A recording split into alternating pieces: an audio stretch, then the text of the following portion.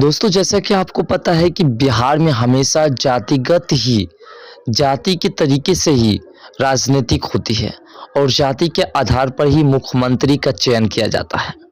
तो इस बार क्या बीजेपी की सरकार बनेगी या फिर इस बार भी जातिवाद करने वाले की ही सरकार बनेगी? ये एक अहम मुद्दा है। लेकिन इसी बीच बिहार के पूर्व मुख्यमंत्री जीतन राम मांझी आए दिन सीएम नीतीश कुमार और राजद प्रमुख लालू यादव को तमाम मुद्दों पर घेरते हैं। अब उन्होंने मीडिया से कहा कि नीतीश कुमार काम के बल पर नहीं बल्कि स्टंट के दम पर चुनाव जीतते हैं। उन्होंने कहा कि सीएम नीतीश कुमार महिलाओं पर अभद्र टिप्पणी और अति पिछड़ों को लेकर के अपने विचार को लेकर के फंस गए हैं। नीतीश कुमार जिस प्रकार से लगातार विवादों में घिर रहे हैं, इस हिसाब से तो लग रहा है कि नीतीश कुमार की पत्ता इस बार बिहार से पूरी तरह से साफ हो चुकी है। तो क्या लोकसभा चुनाव में जो नीतीश कुमार केंद्र में बैठने की बात कर रहे हैं, क्या इंडी अलायंस की सरकार इस बार केंद्र में बनेगी?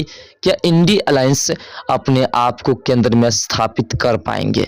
तो आज के इस वीडियो में इसी मुद्दा पर चर्चा करेंगे और साथ साथ नीतीश कुमार और जीतन राम मांझी, लालू प्रसाद और तेजस्वी यादव के बीच जो विवाद होते रहते हैं उस मुद्दा पर भी चर्चा करेंगे। सबसे पहले आपको बता दें कि मांझी ने चुनाव के लिए नीतीश के पास केवल एक ही स्टंट बचा है, वह है बिहार को विशेष राज्य का दर्जा दिलाने की बात। उन्होंने कहा कि जब उन्हें पता है कि 14वीं वित्त आयोग, रघुराज राजन कमेटी और नीति आयोग ने साफ कर दिया कि विशेष राज्य का दर्जा का कंसेप्ट सही नहीं है, इसे नहीं लाना चाहिए, तो फिर नीतीश कुमार इस पर जोर क्यों डाल रहे हैं? देखिए, सबसे पहले बात ये करें कि बिहार का विकास तो हो नहीं रहा, बिहार के विकास पर ध्यान दी नहीं जा रही है और बिहार को विशेष राज्य का दर्जा दिलाने की बात नीतीश कुमार करते हैं। कहीं ना कहीं बिहार को विशेष राज्य की दर्जा दिलाने की बात उस वक्त की जाती जब बिहार में कुछ विशेष की जाती। बिहार में हमेशा जाति आधारित किसी भी तरीके से राजनीति की जाती है। हमेशा से नीचे और ऊंचे इस दोनों वर्ड का प्रयोग करके हमेशा जो है बिहार की राजनीति को उजागर किया जाता है।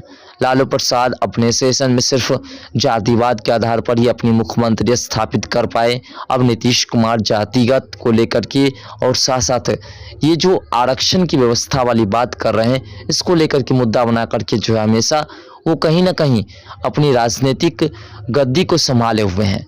नीतीश कुमार हमेशा से इस मुद्दे पर चलते हैं कि किसी भी तरीके से महिला को अपनी ओर आकर्षित कर रहे तो हमारी सरकार बन जाएगी। लेकिन इस बार नीतीश कुमार ने ऐसी बातें कर दी है, ऐसी टिप्पणियां कर दी है महिलाओं पर कि महिलाएं सबसे पहले उनसे पूरी तरह से नाराज है और उस पर ही टूट पड़े हुए हैं। तो इसलिए नीतीश कुमार को इस बार महिलाओं का सीट नहीं मिलेगा और इसी मुद्दे को लेकर के नीतीश कुमार बिहार को विशेष राज्य की दर्जा दिलाने की बात कर रहे हैं, जिससे कि जनता उसे फिर से पसंद करने लगे। लेकिन हकीकत कुछ और है। बात करें केंद्र में, तो केंद्र में नीतीश कुमार किसी भी तरीके से अपनी सरकार नहीं बना पाएगी। राहुल गांधी जिसने इंडी अलायंस को हाईजैक किया, नीतीश कुमार को उससे बाहर किया, वो राहुल गांधी जो अपने आप को एक युवा नेता के तौर पर देखते हैं, उसको देखिए कैसे ही 4 राज्य में चुनाव हुआ, जिसमें से 3 राज्य में कैसे ही उसे धक्का मार करके भगा दिया गया है। जीतन राम मांझी ने आगे कहा कि जब यह सारी बातें हो चुकी है तो नीतीश कुमार कितनी बार भी बोले बिहार को विशेष राज्य का दर्जा कैसे मिल सकता है। सच बात यह है कि भारत सरकार ने नीतिगत निर्णय लिया है कि अब वह विशेष राज्य का दर्जा किसी भी स्टेट को नहीं देगी, फिर बिहार को कैसे मिलेगा?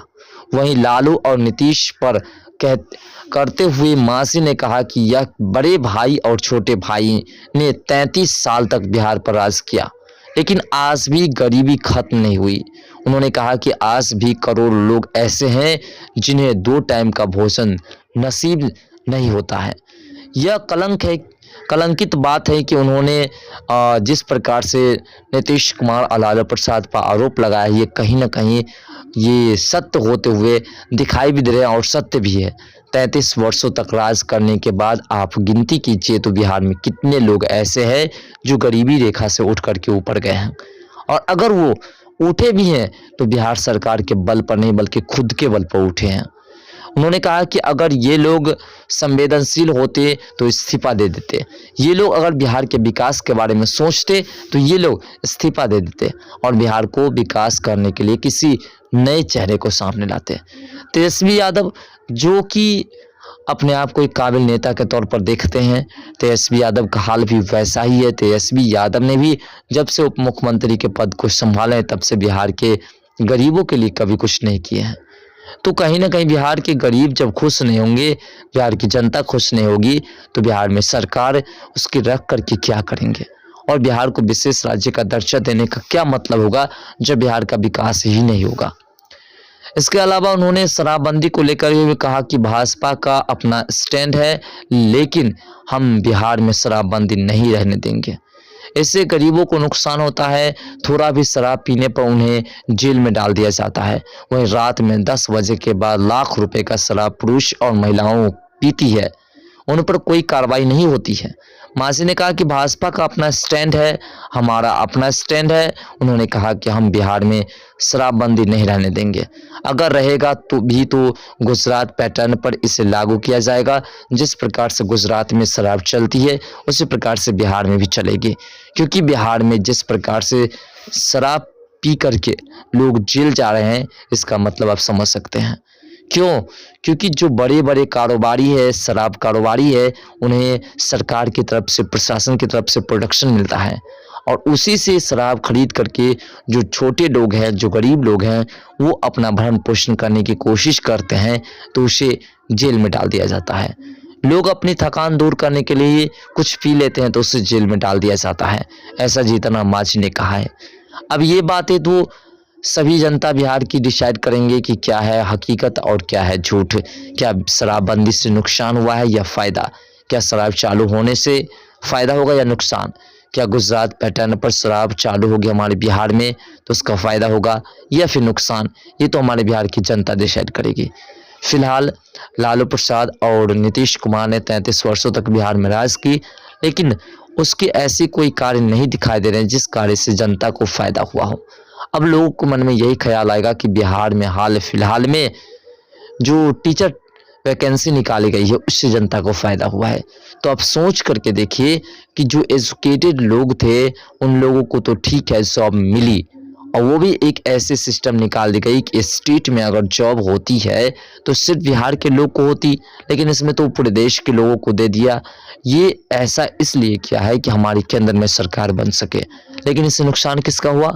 बिहार के लोगों का, क्योंकि बिहार में ऐसे कोई यूनिवर्सिटी नहीं है जहाँ पर विशेष एजुकेशन मिल सके, और जब विशेष एजुकेशन नहीं मिल पाएगी तो फिर बिहार की जो स्टूडेंट है वो अन्य राज्य की अपेक्षा नीचे रहेंगे। और यही कारण है कि बिहार की जो टीचर वैकेंसीज निकाली गई और इसमें जो बहाली हुई है इसमें अन्य राज्य की भी काफ़ी स्टूडेंट्स ने अपने पद को सुशोभित किया है। तो कहीं ना कहीं बिहार सरकार की ये जो वैकेंसीज थी ये सक्सेस नहीं हुई, और अगर सक्सेस मान ली भी जाए तो सोचिए कि एजुकेटेड लोगों को तो इससे फ़ायदा मिला है, लेकिन क्या बिहार के लोगों को, बिहार के उन लोगों को जो गरीब है, जो गरीब तबके के लोग हैं, जो मजदूरी करते हैं, उनको क्या फ़ायदा मिला? क्या उनके लिए कोई कंपनी बैठाई गई? क्या उनके लिए कोई रोज़गार की व्यवस्था की गई? अगर उनके लिए की जाती तो फिर माना जाता कि बिहार का विकास किया जा रहा है। फिलहाल बिहार का विकास इस तरीके से नहीं हो सकती है। बिहार के विकास के लिए सरकार को ध्यान देनी होगी। आपका क्या विचार है ये तो अपना राय कमेंट सेक्शन में जरूर दीजिएगा। फिलहाल मिलते हैं नेक्स्ट वीडियो के साथ, तब तक के लिए बाय। जय हिंद, जय भारत, जय बिहार, जय मिथिला, जय सनातन।